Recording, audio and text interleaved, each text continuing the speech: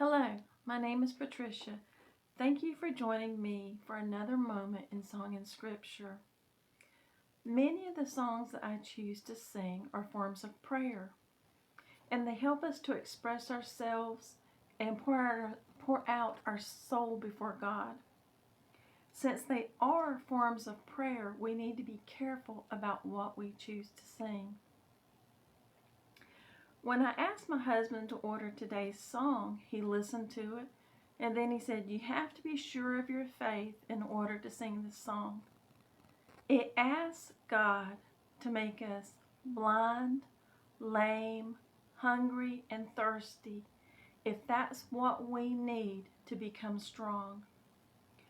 The song Stronger For It was written by Joe and Kim Johnston, and it acknowledges that our weaknesses are what draws us to God and that it's God who makes us stronger. Listen to the words. Lord, sometimes I feel the weight of every trial, so I count the cost and trust you as your child. I saw your crown of thorns and how you gladly wore it. Every cross I bear, I'm stronger for it.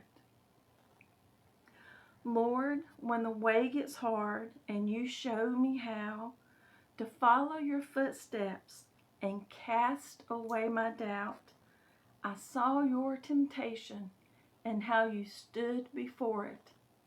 I'm tempted too, but I'm stronger for it. Make me blind that I might see. Make me lame that I might praise you from my knees. Let me hunger, let me thirst until your word is all I need.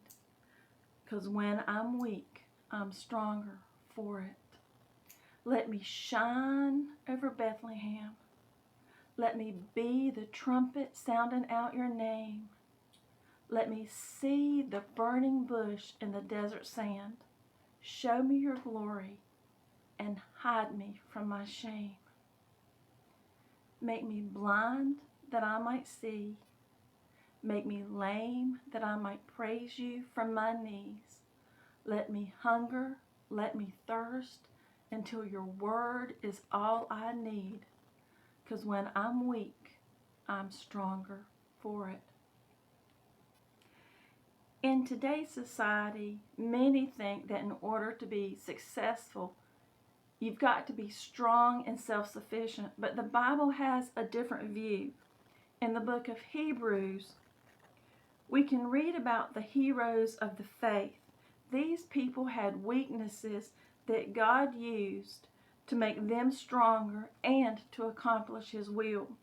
Hebrews chapter 11 verses 33 and 34 tells us that by faith these heroes conquered kingdoms, performed acts of righteousness, obtained promises, shut the mouths of lions.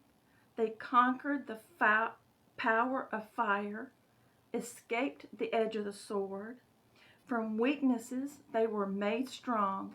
They became mighty in war, and they put foreign armies to flight. These people were not strong in their own power, but they were willing to humble themselves before God. Then, with the power of God, they were able to accomplish great and mighty things. In 2 Corinthians chapter 12, verses 9 and 10, Jesus says, "My grace is sufficient for you, for power is perfected in weakness." And because of the grace of Jesus, Paul was able to say, "Most gladly, therefore, I will rather boast about my weaknesses, so that the power of Christ may dwell in me. Therefore, I am content with weaknesses, with insults, with distresses, with persecutions, with difficulties, for Christ's sake. For when I am weak, then I am strong." 2 Corinthians chapter 13 verse 4 speaks of Jesus saying, "For indeed he was crucified because of weakness. yet he lives because of the power of God. We also are weak in him, yet we will live with him because of the power God directed toward you.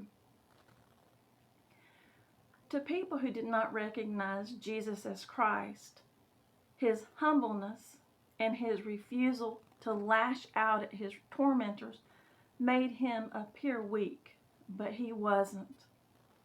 It took great strength for him to endure the crowds, the pain, the suffering, the rejection, the cross, and ultimately death.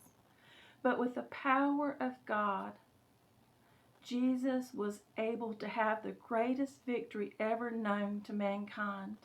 He conquered sin and he conquered death.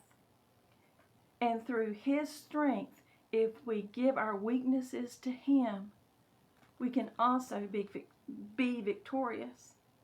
The next time you pray, will you have enough faith to ask God to make you blind, lame, hungry, and thirsty? Will you have enough faith to ask God to let you shine like a star over Bethlehem? Will you trust him to make you stronger for it?